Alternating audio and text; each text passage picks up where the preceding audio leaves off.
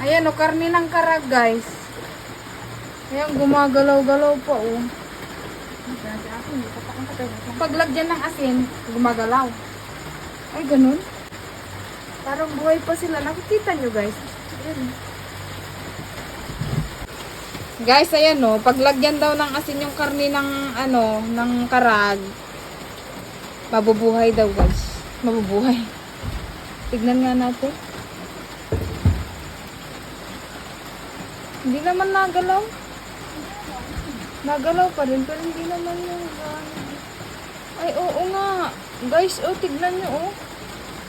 Guys, nagalaw, oh. Gumagalaw, guys, pag nalalagyan ng asin. Hello? Karne ng karag. Ano? Guys, yung legs lang yung kinuha nila. Yun lang kasing nakakain sa part ng karag. Yung legs. Ay, ano? Babalnawan muna. Tapos i-crispy fry yan, guys. Tignan niyo, puro legs lang yung kinuha. Sa mga hindi pa nakatikim ng karag dyan, guys, tulad ko, try nyo na. Ay, PM nyo daw si Efren De Leon, guys, para kuhanan niya daw kayo. 1,000 po daw isang kilo, guys. Pag may gustong mag-order ng karag, guys, yung legs ng karag, 1,000 daw po yung isang kilo. Kasi mahirap kumuha ng karag, eh. Saka ka lang makakakuha kapag tag-ulan. Kasi tag-ulan ngayon, eh. Ganyan po. Ayan, guys, oh, buhay pa. Oh, asin ano ka pa, eh? Para ko lagyan pa ng asin. Gumagalaw, guys, oh.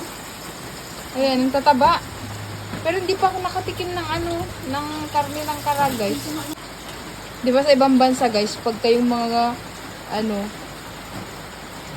yung gaya ng mga pusit, ganyan na gumagalaw pa kinakain. Kung gusto nila. Ayan, buhay na buhay pa, guys. Mag-comment naman kayo dyan, guys, kung nakatikim na kayo ng karne ng karag. Ha? Hindi, magko-comment sila sa baba kung nakatikim na sila ng karag. Ayan. Karne ng karag, iki-crispy fry na ni Miss Ganda sa panaginip, guys.